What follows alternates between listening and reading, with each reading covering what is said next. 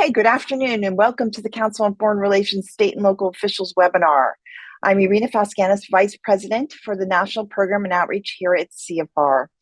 CFR is an independent and nonpartisan membership organization, think tank, and publisher focused on U.S. foreign policy.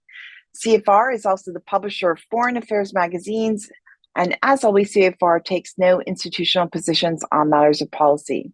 Through our state and local officials initiative, CFR serves as a resource on international issues affecting the priorities and agendas of state and local governments by providing analysis on a wide range of policy topics. So thank you all for taking the time to be with us today. We're delighted to have over 500 participants from 48 U.S. states and U.S. territories. And as a reminder, this webinar is on the record and the video and transcript will be posted on our website after the fact at cfr.org. We're pleased to have Teresa Cardinal Brown with us. We've shared her bio, but I will just give you a few highlights. Teresa Cardinal Brown is a Senior Advisor of Immigration and Border Policy at the Bipartisan Policy Center and founder of the consulting firm Cardinal North Strategies, LLC. Prior to these roles, she was Director of Immigration and Border Policy at the U.S. Chamber of Commerce. She also served as the Associate Director of Business Immigration Advocacy at the American Immigration Lawyers Association. So, Teresa, thank you very much for being with us to talk about trends in immigration in the United States. The last significant reform to the U.S. immigration system was in 1986. Can you just talk about the trends you've seen, how politics has hindered attempts to reform immigration policy in the United States, and the way forward? Thank you, Irina, and thank you to the Council on Foreign Relations, and thank you to all of you who are joining us from states and localities across the country. I will quibble a little bit with your question. I think the last major reform actually was after 1986. 1986 was the last time we had something called an amnesty.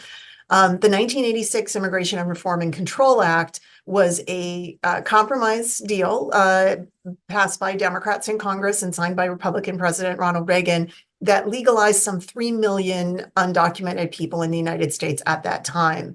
The other major portion of the bill was on immigration enforcement, primarily for the first time making it illegal to hire somebody in the United States who didn't have work authorization, and created the system that we call employer sanctions today, and the requirement that everyone who hires someone has to have them show their identity and work authorization. The bill also would have increased Border Patrol significantly for the time. But since that time, actually, we've seen several, I consider, relatively major immigration bills passed. There was a major change to the legal immigration system in 1990, signed by President George H.W. Bush, which increased the number of green cards available each year, created new categories for employment-based green cards for those at the highest skill levels. We had an immigration bill passed in 1980, actually before that, that's created our current refugee and asylum system. In 1996, we had a major immigration enforcement bill signed by President Bill Clinton with a Republican Congress that changed how we enforce our immigration laws, both in the interior and at the border.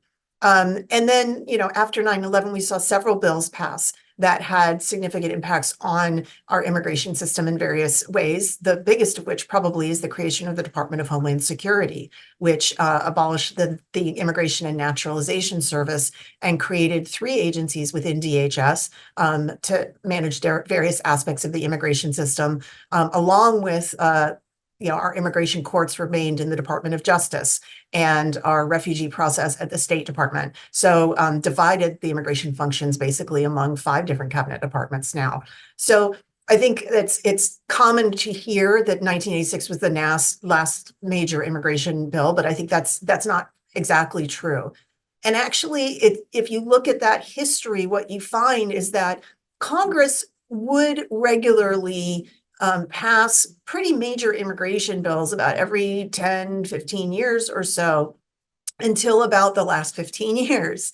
We saw major and minor immigration bills, and that was kind of par for the course. Congress would get together, and usually these were bipartisan bills passed on negotiations between Republicans and Democrats that made major or minor changes to our immigration system. But we really have not seen that in the last 15 years. As a matter of fact, it's become increasingly difficult for Congress to even take up the issue of immigration. And we've seen many attempts at immigration reform bills fail in the last 20 years. President George W. Bush tried, before 9/11 in 2000, he worked with then President Vicente Fox of Mexico to try to pass comprehensive immigration legislation, but 9/11 kind of derailed that. After the Homeland Security Act in 2003, and definitely in his second term, President Bush worked hard to try to work with Democrats and Republicans in Congress to pass comprehensive immigration reform. There were two major bills that were led by Senators Kennedy and McCain that came up in Congress from 2006 to 2008. None of them succeeded. President Obama also tried with a gang of 8 Republicans and Democrats in the Senate in 2013. They did manage to pass a bill in the Senate, but it was never taken up in the House. So there have been lots of attempts, I think, in the last 15, 20 years to try to address immigration reform, and they've been unsuccessful. Lots of different reasons for that, but I think we're probably further away from that now, in part because it's been so hard for Republicans and Democrats to work together on anything. And we've seen it most recently with the attempt of the Senate to enact bipartisan border package alongside foreign aid support to Ukraine, Israel, and the South China Sea in a major supplemental spending bill. So I think that's where we are right now, that the parties are pretty far apart. And it's not just on immigration, but maybe it's especially noticeable on immigration that the parties are pretty far apart these days. And that's making it harder to see reforms enacted. Yes, and most certainly this will be one of the major issues in this election. I mean, from both the Democrats and the Republicans are pointing to this. And in fact, we have both former President Trump and President Biden on the border today as we speak. Can you talk about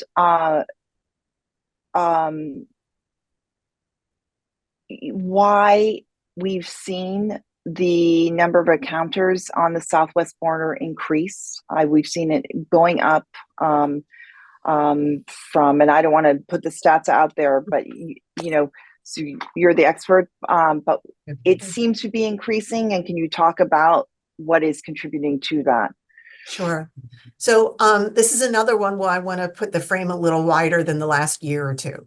Certainly, we've seen significant increases in the last year or two. But I would say that the roots of what we're seeing now really started back in the mid-2010s. And even before that, it's worth understanding what the border was like before then. So the Border Patrol was created in 1924. Before that, we really didn't enforce immigration law at the U.S.-Mexico border. Matter of fact, the border was in a different place for part of our history than it is now. But in 1924, the Border Patrol was created, and their primary mission initially was actually to prevent Chinese nationals from coming up through Mexico, because we had an absolute ban on Chinese immigration during that time. And it wasn't really about enforcing Mexicans coming across the border. It wasn't until the 1930s and the Great Depression that we really started looking at Mexicans coming across the border for work or for other purposes. And increasingly, and for most of the next century, the vast majority, and I mean over 80, 90% of everybody that the Border Patrol encountered at the US-Mexico border were Mexicans, usually adult males who were coming in to look for work, often temporarily or seasonally, and then they returned to Mexico. And so our immigration processes, our systems, our laws, and our infrastructure, the facilities that Border Patrol had and used were designed with the idea that we could very quickly send the Mexicans back to Mexico after we apprehended them.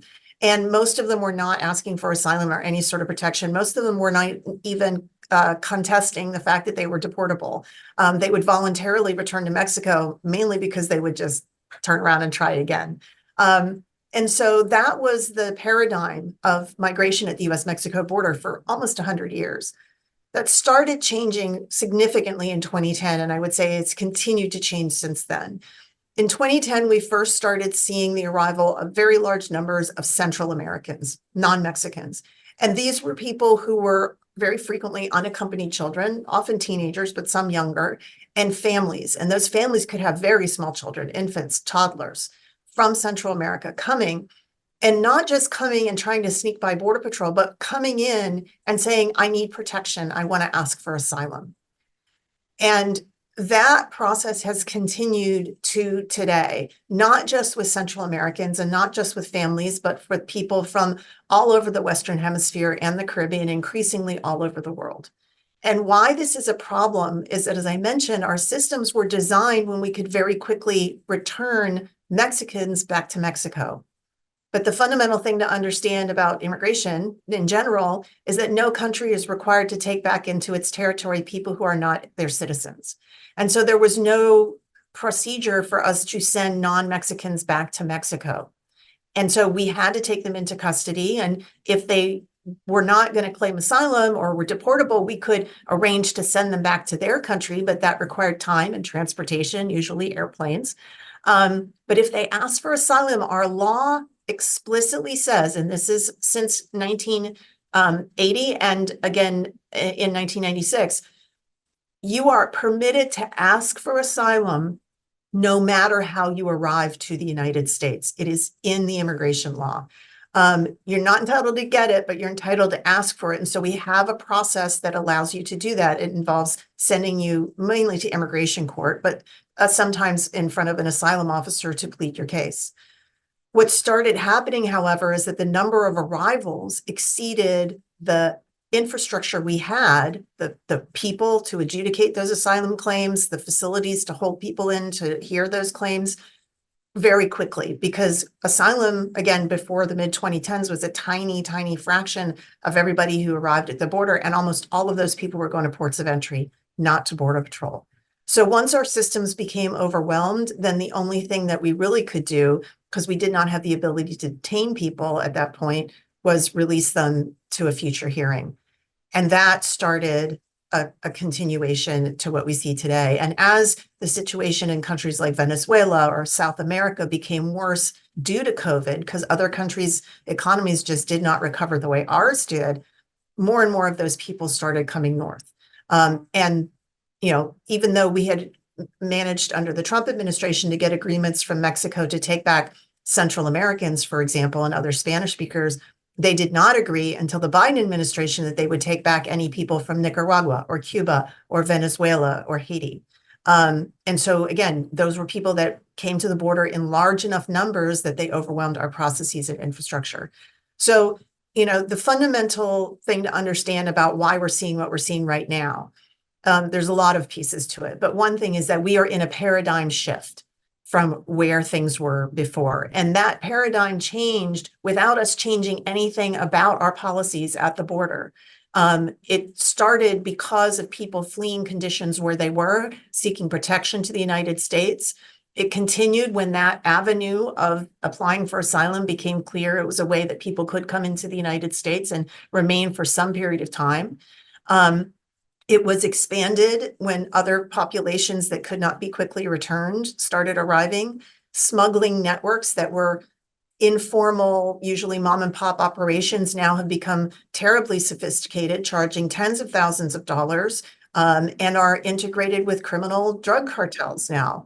So just a lot of things about the way we thought about the border and what we needed to do at the border have changed, but our laws have not. Our resources have not, and many of our policies have not. And so I think that's at the root of what we're seeing at the border right now. And to be clear, every president since President Obama has tried within the law to do different things. President Obama was the first one to try to detain families until the court said he couldn't. President Trump tried a lot of different policies, including getting Mexico to agree to take certain people back to Mexico under the Remain in Mexico policy. Again, that was only Spanish-speaking Central Americans, not other nationalities. And And that continued until COVID, and then Title 42 came in, where we expelling people back to Mexico. But again, Mexico had conditions, who they would take, when they would take them, how many people they would take from time to time. And anybody that exceeded that, we couldn't send right back to Mexico. And if we couldn't send them right back to their home country, they ended up being able to stay in the United States for some period of time.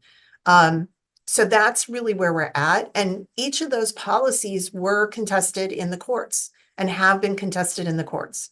So another point that I would just want to emphasize is that if Congress is not able to pass new laws to change the procedure, provide the resources necessary to manage the number of people we see at the border right now, I don't think it's possible for any administration to manage it without that. Partially because all the resources have to be allocated by Congress, but also because we need to get Mexico to agree to certain things that they may or may not be willing to agree to.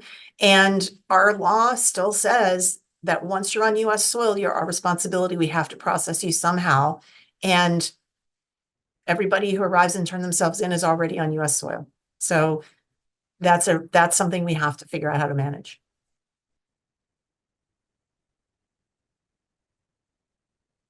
Unsolvable problem given the politics of all of it, and that this is really a third rail, and you hear so much about what everybody's doing or not doing. So, I mean, you've been working on this issue for a long time, right? And you were a policy advisor and the commissioner of the Office of the Commissioner of the U.S. Customs and Border Protection. You were on the Homeland Security Secretary Michael Chertoff's second stage review, and you worked in the Department of Homeland Security, and you've also been on the Canadian border.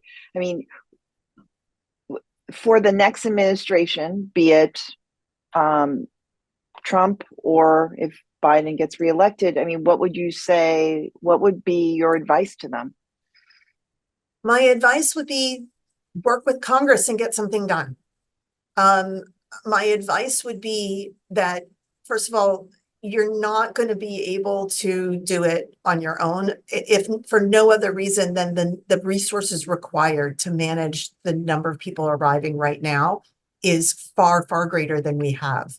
To give you an example, right now, Customs and Border Protection and Immigration and Customs Enforcement are looking at budgetary shortfalls because they've been spending in excess of their last year's amounts under the continuing resolution to some $1.2 billion just to manage the number of arrivals right now. They were given that permission to do so, but when the FY24 budget finally gets passed, they have to reconcile that in the remainder of this year, which probably will mean a cut to their programs. And so they're going to have to cut back on what they're doing. And that may mean fewer Border Patrol people on the line. It may mean fewer deportation flights. It may mean that Immigration and Customs Enforcement is going to be releasing people they have in detention right now. So all of these things matter. I apologize. I didn't know I was getting a call. I apologize. Stop it. No worries. I tried to zero out all my phones and somebody tried to call me anyway.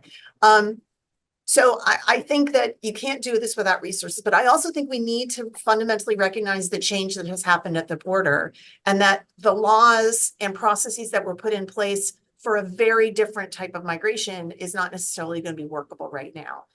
Another thing I think it's worth understanding is that for most of the last 2 decades, our primary strategy at managing the border was one of deterrence and prevention.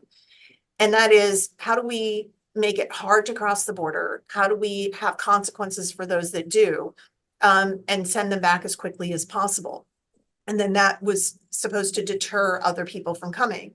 And when I think the majority of migrants were from Mexico, that mattered because, as I said early on, Mexicans would be just sent back on their own and would turn around and come back. So to reduce that recidivism, as they called it, these consequences were meant to prevent them from coming back. But that is a different paradigm than I think we can really talk about dealing with the kind of migration that we're seeing right now. Because for many of them, their level of desperation to get to the United States, for them, they feel it's life and death. This isn't a matter of I can make some more money and buy a house on land that I have back home and go back. which is a lot of the migration that we've seen in decades prior. This is people who literally believe that they or their children or their spouse or their family will be killed or die if they stay where they are. And, you know, if you are coming 3,000 miles through the jungle and suffering unimaginable horrors along the way, if you are 20 feet from the border or, you know, 50 feet from the border, and you may not be able to get across right now, but you're going to keep trying until you do, because the idea that you would go back is not really in their mindset. And so I think it's worth understanding that with that level of determination that the migrants have right now, and the smuggling organizations that will provide them all kinds of bad information to get them to make that trip, because they know that once they're at the border, they're not going to turn around and go home. That strategy of deterrence and prevention is not as, it's not likely to be as effective. And we have seen that with different policies that have been put in place since 2014. You know, we've had probably dozens of different policies and processes that were tried under different administrations that may have worked for a period of time, but almost always after a couple of months, we saw the numbers go back up. Nothing really reduced the levels of migration at the border for a persistent period of time. Even during COVID, which is when it dropped the most, the numbers went down from March to May, and then starting in May, they started going up again. And that was even before the election of President Biden. Now, they went up substantially afterwards, and some of that was just new nationalities that, again, Mexico wouldn't take back, and we didn't have alternatives to deal with. But you know, that it's worth noting that no one has been really successful in dealing with this level of migration since we saw it start in 2014. Before we go to the group, thank you for that. This is a group of state and local officials. How do you see that they can better prepare and manage for the influx of migrants that we are seeing arriving to cities and states? And if there are any resources you can recommend, we'll circulate after this webinar as well. But any thoughts you have on that front, and then we'll go to all of you for your questions and to share things that are happening in your communities. Yeah, you know, and I think that's one of the features that makes this migration somewhat different from previous waves of migration that we saw across the US-Mexico border. Increasingly, a lot of the people coming to the border are people with no prior ties to the United States. Even when we saw a lot of the Central Americans arriving, many of them had family members or friends who had migrated previously, or maybe, you know, decades before, that had settled in the United States. So they knew where they were heading, and they had somebody that would receive them and take care of them while they were processing whatever they were doing. Increasingly, and this is particularly true of the Venezuelans and the Cubans and the Haitians, they did not have anybody in the United States. They didn't know where they were going. They literally just, if I get across the border, I'll figure it out later. And that meant that when they arrived in locations across the country, whether it was on their own or whether they were sent there by you know, governors trying to take them away from their states, they didn't know what to do. They didn't know where to go, and so they're ending up relying a lot more on local government services for housing, for shelter, for food, as well as nonprofit and charitable organizations. You know, the organizations like that along the US-Mexico border had been dealing with this influx for years at this point, in far greater numbers than some of these cities have seen. But most of those people were not staying in those locations. They were transiting through to other places. Now they're ending up in places, and they may not know where they are or what to do once they're there. And that is creating strains. And yet there are other places in the country who'd be happy to have people who, especially if they're in one of the statuses that allow work authorization, to come and work. Right now, the federal government they're not managing the dispersion of migrants throughout the country the way, say, they usually do with refugees who are resettled from overseas, right? The government works with nonprofits in the United States and with local governments and state governments to resettle refugees. But these people are arriving on their own, and they're arriving with sometimes no advance warning whatsoever. and that is providing strains. The government is providing essentially some reimbursements to state and local governments, as well as to nonprofit organizations under their shelter and services program that is CBP money, but operated by FEMA. But that's far less than what many places are laying out for their needs.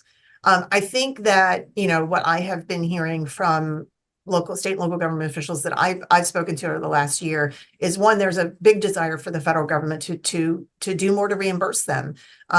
Unfortunately, that's tied up in whether or not the government can fund itself. And we're seeing that, play out right now with these continuing resolutions. And so it's unclear, how much money Congress is willing to allocate for that.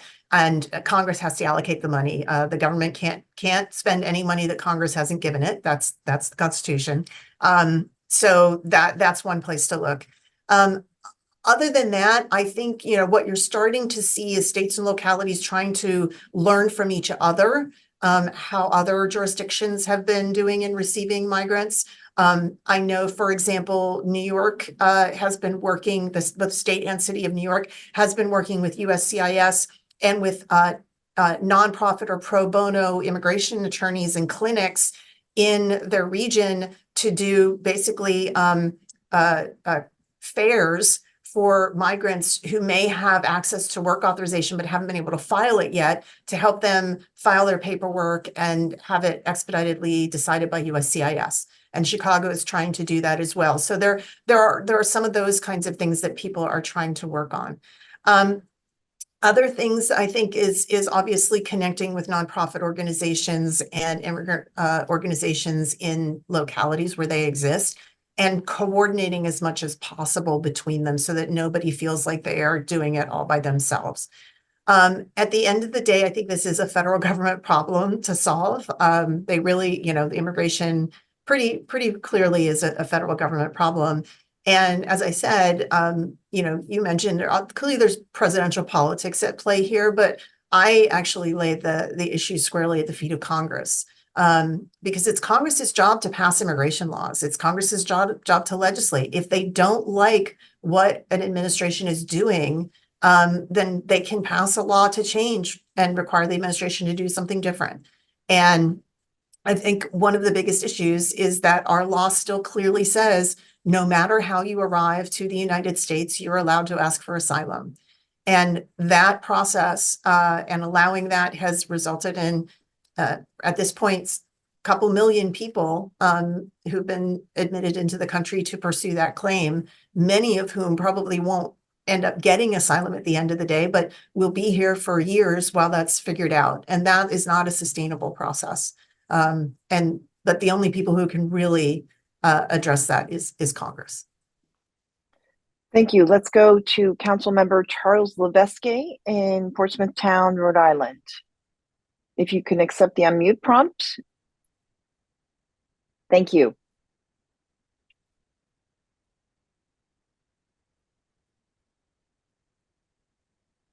Charles?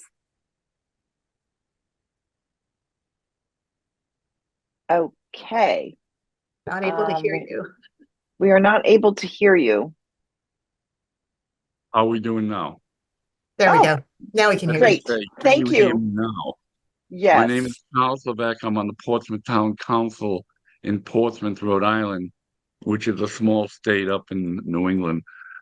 Previously, I was a family court magistrate, and I handled particularly petitioned for people to take custody of children who had come across the border, who needed that custody determination for somebody to pursue, getting them a resident alien or begin the process. My experience was that almost all the people, of course, that I saw had a family connection or a connection when they got here, although that may have been extraordinarily amorphous.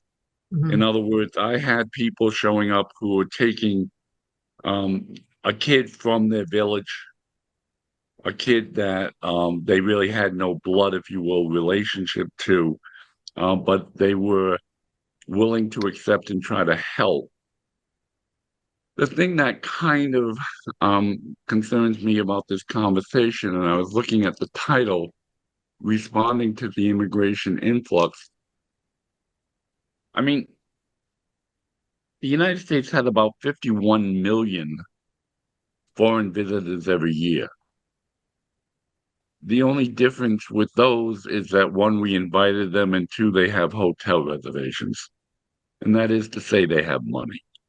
Mhm. The people who are coming across the border, my experience, and I think, and this actually goes to my question, is there any empirical evidence being drawn that indicates whether or not, in fact, the crisis on the border is only a humanitarian crisis because we're not dealing with it well, as Mm. opposed to any sort of challenge to the United States of America. And and by way of example, New Hampshire, they just had a primary, Republican, admittedly, in which about 40% of the people indicated that immigration and illegal immigration was a primary concern. New Hampshire has all of 10,000 potential illegal aliens, and most of them are probably Canadian. Okay, and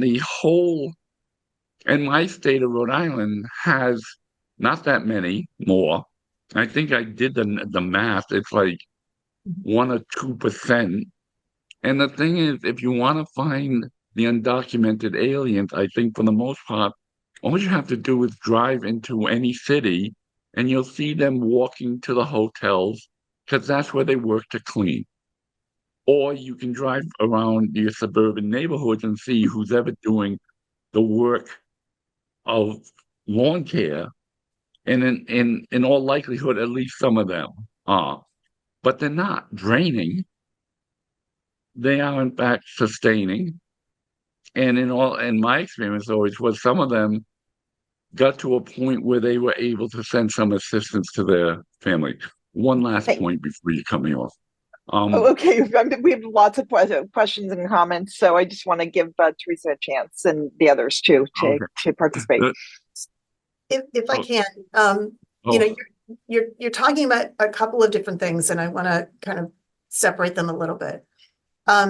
Right now, the estimates by most of the organizations that do these estimates, including government, are that we have between 10.5 and 11.5 million undocumented immigrants living in the United States right now.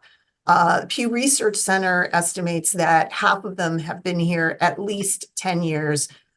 Probably a large chunk have been here 20 years or more. So these are long-term resettled people who have not who are not able to legalize their status in the United States because our laws make that extraordinarily difficult, if not impossible, for most people.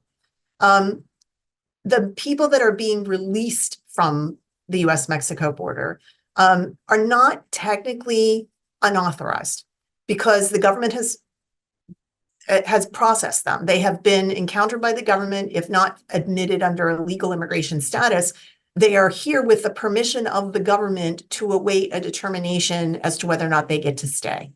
And whether or not they ultimately will become part of the undocumented population, in part, will be whether or not they follow that process through to its completion, and whether or not they are successful in getting relief from deportation, whether that's asylum or another form of relief, or if they're ordered deported, whether they leave.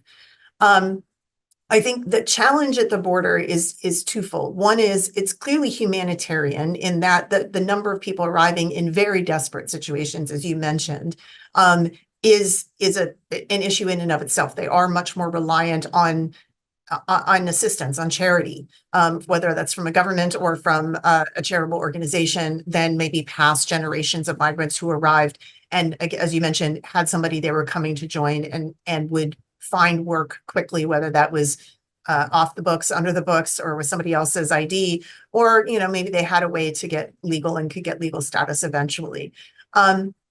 So one of the challenges is just the nature of the people who are arriving at the border right now. They're not trying to sneak in; they're turning themselves in, and they are in very desperate circumstances. It is also a a phenomenon that is not unique to the US-Mexico border. The UN High Commissioner for Refugees says there are more displaced people in the world right now than at any time since World War II, and maybe even more than then. The vast majority of those people aren't even in the Western Hemisphere, but a lot of them are.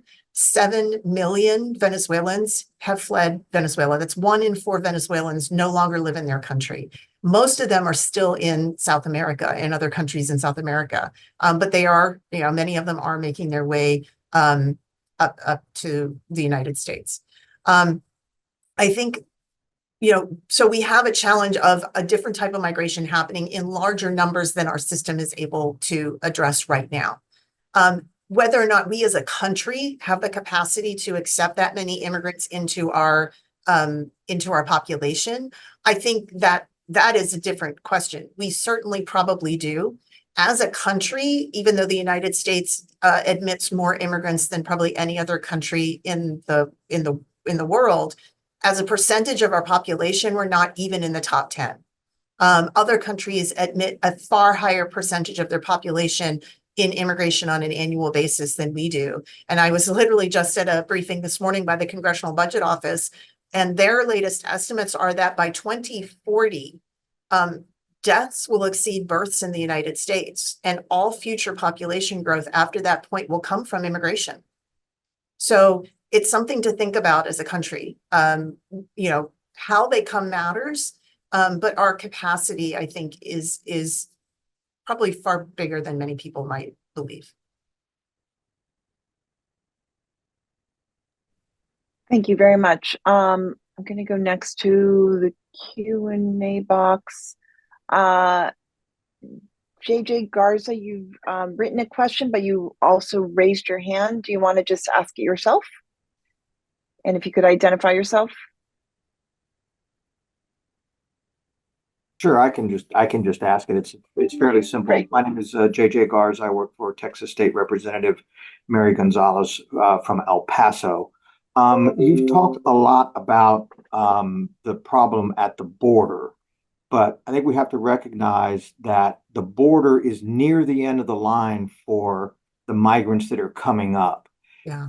What should we be doing on the foreign relations side with the home countries of the folks that are coming to try to improve conditions so these folks don't have to come here? Yeah. So that was certainly something President Biden wanted to do when he first came into office. You recall that he set Vice President Harris in charge of working on the so-called root causes of migration in Central America. And so the theory was, if we can improve the situation, but at that point, the majority of non-Mexicans were coming from the Northern Triangle countries of Central America, that would reduce the incentives to migrate and we would have fewer people coming to the border. The challenge, and there's lots of them, and we know this from a lot of our history of international foreign aid, is that that's a long-term process. These are countries that have had challenges of governance, that they have had civil wars and corruption, they have natural disasters, they have climate change.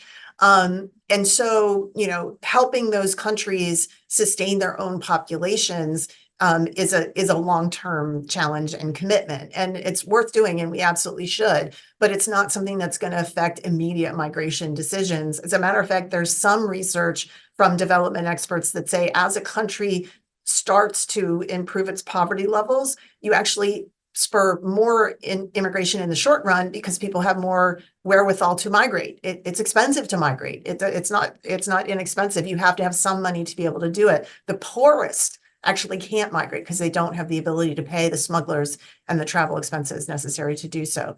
I think the foreign policy area is one that we absolutely need to invest in because these are people that are moving up through several countries. As I mentioned, many of the Venezuelans, before they come to us, have been living in Ecuador or Colombia for years until the situation there became untenable for them, and now they're moving up. Same with the Haitians that were arriving in the last year or two. Many of them are Haitians that had been resettled in Brazil. They traveled from Haiti to Brazil to work, for example, for the Rio Olympics. And then once that work dried up, found that they weren't wanted in Brazil anymore. And so they were looking at other places to move to. clearly Mexico is a transit country, but it's also increasingly a destination country. Their own asylum applicants have more than quintupled in 10 years, far past their capacity to process as well. And so one of the things we need to try to do is try to speak with a lot of the other countries in the hemisphere about this migration phenomenon and where do our interests align? Are there things that we can do to help mitigate the situations of migrants where they are? Can we work with law enforcement on going after the smuggling organizations that are facilitating the migration through these countries? But right now, I would say that our interests aren't always aligned in how we address migration. For example, Nicaragua is allowing visa-free travel to Nicaragua from pretty much anywhere in the world. And so what we're seeing now is a lot of what we call extracontinental migrants, migrants coming from Africa or Asia, are flying into Nicaragua and making their way north from there. And Nicaragua has no problem with this. So how do we, because they see it as money making for them and a pass through to the United States. So how do we help other countries see it as their own interest to manage this entire situation much better?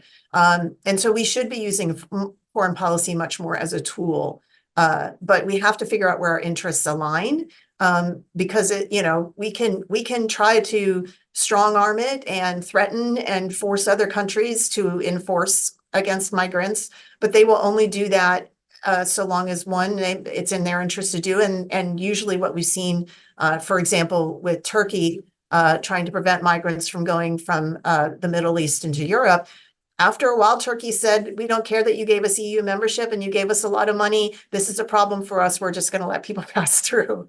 So, we do have to do more, but I don't think we can realistically rely on other countries to be interdictors for us in the long run.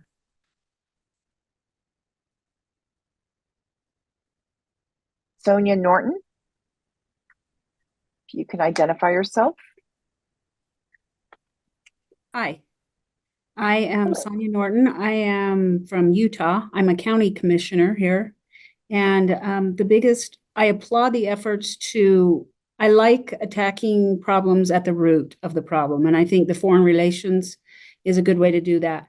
But the thing I hear a lot here in our area, and I've heard from my friends in Texas, is it's the burden that we're putting on some of these states and areas that is the most troublesome. It's putting a huge financial burden, community burden, well-being of their communities. My husband has been in law enforcement, so I've dealt with law enforcement a lot, and they're seeing a lot of offenses by these illegal immigrants, and it's frustration. It's really just a big frustration. And so I don't know, how do we deal with that? I know we talk about reforming the process to become a citizen. That has been talked about for years. How come that isn't being done? And the costs, and I applaud the efforts to work with the other countries. But I think we're having this problem here now, and we've also got to address those issues. Yeah, I mean, there's twofold, right? There's the folks who are coming, and then what do we do with the folks that have already come? And the numbers now, and as I mentioned, it's no longer just a border problem. It's at places around the country. I think that Congress, again, has been stuck on immigration for many, many years now. And I think one of the things that might help it get unstuck, because the last time it really passed major immigration legislation was when states and localities started really leaning upon their members of Congress to fix it, to do something, because the burden, as you said, is at the localities. And I think that that pressure, we're already seeing it somewhat. The border package that was part of the Senate supplemental bill, I don't think we would have seen that package of reforms be accepted by Democrats, frankly, but for the fact that a lot of the places receiving it are crying uncle are Democratic cities who are insisting that something needs to be done and done differently. So I think that, that is the pressure that Congress needs to feel. And it's not enough for them to say, well, it's the other party's fault that they didn't do it, or this president didn't do it, or whatever. If the responsibility is on Congress to enact legislation, which it is, then they have to figure out how to do that. And almost certainly it's going to have to be bipartisan. I think we are in a period of our political reality in the United States where we're not going to see large majorities of either party in the House or the Senate for the next decades. The country is too politically divided. And the way our elections are held, I think what we have seen is very close majorities, or 50-50 Senate. And that means that it's very difficult to get things done with only your side, if you will. And that's going to force, I hope, them to work together and make the compromises necessary. It's not going to be the perfect bill. There is no such thing as a perfect bill. There really isn't. Our system is actually not designed to pass a perfect bill. It's designed to pass the bill that the majority of people can live with. But even that, if it moves the issue forward, if it makes some changes and maybe they don't work out the way we think, and then Congress can try again. I have said before, and I will say it again, I wish immigration was boring. I wish it was not so controversial, because then people would be willing to make those kind of deals and come back and try again if that didn't work. We have made it very political, and that's made it harder to get done. And so we have to find ways to really get our leaders to work together to solve this. It's not going to be solvable at the state or local level, but unfortunately, you are the ones that are feeling the base problems of what having this happen is causing. I think over time, and this is also true, over time, the United States is fully capable of probably incorporating all of these folks. But rapid arrivals in a short period of time in locations when they don't have the ability to support themselves and are reliant on either unauthorized work or don't have work, that creates all kinds of other order problems that we need to solve.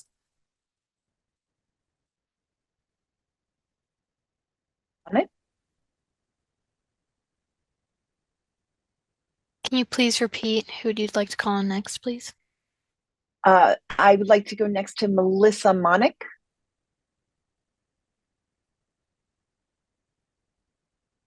Great, thank you. I'm Melissa Monick, and I'm the mayor of the city of Wyoming, Ohio, which is a suburb of Cincinnati. We have recently seen a large influx of people from Mauritania. Mm-hmm. I would guess in the last 6 months, probably just in our area, 800 to 1,000 people that were essentially, not kind of your point, not expected, but there is a population of Mauritanians in this part of Ohio. So I think that's why they've come. Yeah. I also work one day a week at a food and clothing shelter that supports them. And so I've gotten to know a lot of these individuals. And the concern I have is some of these people are well educated and they're already working their way through their immigration hearings and their work visas. But we also have a big population that are coming in that have never been offered by Mauritania any formal education. So, they speak their local dialect, they don't read and write. And my concern is and they may have an equally, Mauritania has a history of enslavement of indigenous populations and also indentured servitude. So they may have a case for asylum, but do we have any ways in the past that we've taken these populations and educated, these adults? So a couple of things. I think you're absolutely correct when you see a group of people go and arrive into a place where previous folks from their country have been. That's word of mouth. One of the phenomena that we're seeing about the migration that's happening right now, a lot of it is driven by social media. And people have these WhatsApp channels and Facebook posts from their country people who post, I made it and I'm here and there's work and there's people that will support you and come and will help you, right? And so that is something that draws migrants both to the United States and to particular places within the United States.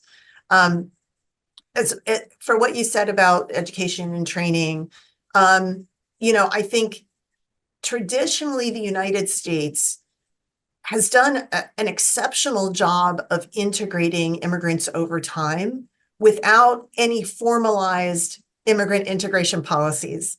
And I say this because as Irina mentioned, I worked a lot with Canada and in Canada, and Canada has a very formalized federal government led in partnership with provinces and localities immigrant integration model with lots of money flowing from the federal government to states and localities to help new Canadians integrate, find jobs, get educated, learn language, that we just don't have. Traditionally, the integration has happened at the community level, oftentimes by these mutual aid societies and civil societies that are made up of previous generations of immigrants from the same place. That has been a remarkably successful model, even if it's not, formalized. What we have now, as I mentioned with our immigration system, is a capacity issue of new arrivals, and the existing supports maybe be not have capacity to address the number of new arrivals in the time frame. And so I think, what states and localities can do is work with nonprofits and other civic organizations, maybe foundations and other donor organizations to help create programs that might help these populations increase their education level, be able to work in better jobs. The resources available to that, you know better than I do in your community, but I think we don't have a formal way of really helping with that. It's not the federal government does not see it as its responsibility. There's some money that can come from the U.S. Department of Education, for example, for certain types of programs. Sometimes immigrants are eligible for those, sometimes they're not. I'm not an expert in all of that. But those are the kind of things that you'd need to look into. But I also want to point out something else you said, which is those who are making their way through the immigration system on their papers. People who've been processed at the border and released are not automatically, there's no automatic process. They're told that they're in deportation proceedings, but that means they have to then go to immigration court. And they can ask for asylum, but that's not automatic. They have to actually file an asylum application, which is a big, long form, in immigration court if they want to ask for asylum and have that decided. If they want work authorization, they almost always have to apply separately to the USCIS for that work authorization. And all of that takes assistance, usually legal assistance. And that's why I mentioned these clinics that were happening in New York and Chicago, because there's a shortage of lawyers and other people who can help with the immigration processes. And one of the things that tends to happen whenever there's a lot of people looking for immigration help and not enough people with the expertise to help them is that there are unscrupulous people that will take advantage and will tell somebody that they're filing their papers for some amount of money and then have just absconded or filed the wrong paperwork, which messes up their future immigration prospects. So there's a lot of sort of follow-on issues that we can see happening from this amount of arrivals in a short period of time that there are no easy answers to right now. And no matter what we do at the border, we have this now population, some 2 to 3 million over the last, 8 years, that we are going to have to figure out what we do with. So we have a question from Cindy Wolf, who is a council member in San Juan City, California. I understand many Central Americans and Mexicans are fleeing the cartels. Can you please talk about how that situation interacts with drug cartels operating illegal border crossing operations? Yeah. So for a long time, when we talked about migrant smugglers at the border, these were small operations, usually people from the towns and communities along the US-Mexico border who would smuggle people across the border for, a little bit of money. they were guides, is what they called themselves. Sometimes they'd be called polleros, sometimes coyotes. It depends on where they were. They were not part of organized criminal organizations. They weren't affiliated with the drug cartels in any way, but the drug cartels control the territory along the US-Mexico border on the Mexican side. And if you wanted to take migrants through a territory controlled by a cartel, you would have to pay them essentially a toll to allow you to take them through their territory. Over time, and this is, I would say, again, because of the volume and the recent numbers, instead of just taking a toll from the smugglers, the criminal cartels have taken over those operations. And so now they see it as another line of business. They smuggle drugs, they launder money, and they smuggle people. And like they are making money, trillions of dollars into these transnational criminal organizations. And it's a line of business, just like any company has multiple lines of business. They see it as a moneymaker for them. And that makes it more dangerous for the smugglers. It makes it more dangerous for law enforcement to go after them. It also means that they have monetary incentives to keep the migration happening. And so they will advertise on these social media networks. Now's the time to come because the law is going to change at the end of the year. One of the reasons we think we saw so many immigrants in December was because there was rumors flying in all of these channels started by the smuggling organizations. You have to get to the border before the end of the year. They're going to close the border in January, or they're going to stop taking appointments through the CBP1 app. So you have to get there before then. And so there was a lot of people that were making their way up through Panama and Darien Gap to try to get to the border before December. There was no truth to that. Nothing fundamentally changed between December and January. And it didn't happen, but that drives people to come. And so I think that, not only do we have the challenge of the things that are making migrants want to migrate in the first place, all of the challenges they have in their countries of origin, but we now have these criminal organizations that are incentivizing and enabling this migration to happen as well, and will continue to try to do that because they can make money at it. And so I think that creates another set of challenges to managing what's happening at the port right now. Irina, you're on mute. I'm sorry. There we go. I'm going to take the last question. Sorry that I keep doing that. From Representative Stephen Galloway. Hi, thank you for having us today.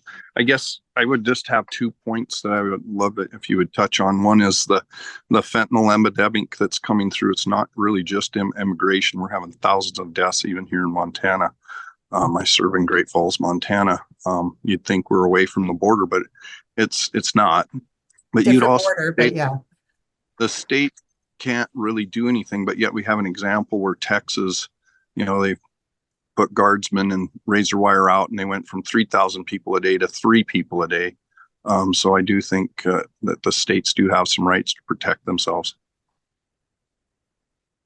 So talking about the fentanyl, what we know from what we have seized, what the government has seized of fentanyl, the vast majority, like 80+% of seizures of fentanyl happen at ports of entry, and they are being smuggled by US citizens or permanent residents. There is a kind of understandable reason for that. There's a lot more drugs that can be smuggled through a vehicle than on a person. That US citizens are far less likely to be inspected thoroughly when coming through a port of entry. Ports of entry are busy. Your chances of being inspected at a port of entry are not that big, particularly at the busiest ports of entry. That's not to say that drugs aren't smuggled between ports of entry. That certainly is the case, although probably not as much as used to be. When I was at DHS, the biggest issue we had between ports of entry was people smuggling large loads of marijuana. Since many states have legalized marijuana in the United States, that's not as big a deal. There's not as much marijuana coming in from across the border, but these other drugs that are much more dangerous are, and they're much more dangerous in much smaller amounts. The other thing I would say is that the migrants that are coming across and turning themselves in are not carrying drugs by and large, because they're turning themselves in. But the fact that we have migrants that are coming between ports of entry to seek asylum rather than going to ports of entry, and I would make clear that that's a choice the US government has made. Previous to the 2010s, when we had small numbers of people asking for asylum, they almost all came to ports of entry. Very few asked for asylum if they were caught between a port of entry, because we allowed it and because the numbers were small. But as those numbers started going up in the Obama administration and continuing through to today, it was impacting the ports of entry doing the regular job of expecting the regular traffic. And so they started preventing people from coming in to ask for asylum there. And so the asylum seekers started going between ports of entry. And as I said, now the smugglers, they don't make money if they take you to a port of entry. They make money if they smuggle you in between. So some of this is a policy choices that we have made that have facilitated this between ports of entry thing. But because Border Patrol is dealing with that, they're not as many Border Patrol agents available to see what else is crossing the border. And we know that there have been an increased number of what they call gotaways. That is where we have detected people crossing, but we did not apprehend them. And we don't know what they may or may not have been carrying. The evidence that we have is that that is not a major vector for drugs coming into the United States. The majority of it probably is coming through ports of entry, but it's not nothing either. And if we were to change how we processed and how we incentivize migration at the border to go back to ports of entry and resourced the ports of entry to be able to handle that without distracting from the regular crossing, then Border Patrol could get back to, looking for the people who are trying to get away and making sure that they're not bringing in drugs or other threats to the country. Well, with that, we are at the end of our time. Teresa Cardinal Brown, thank you so much for doing this. I apologize to all of you that we could not get to all of your raised hands and written questions and comments. We'll just have to continue to talk about this issue. We really appreciate it. We will send the link to the webinar and transcript afterwards. You can follow Teresa Cardinal Brown on X at BPC_T Brown, and the Bipartisan Policy Center has a lot of wonderful resources at bipartisanpolicy.org. And as always, we encourage you to follow us, visit us at CFR.org, foreignaffairs.com, and thinkglobalhealth.org for the latest developments and analysis on international trends and how they are affecting the United States. Please do share your suggestions for future webinars. You can send an email to stateandlocal@cfr.org. So again, thank you all for being with us, and thank you, Teresa, for doing this.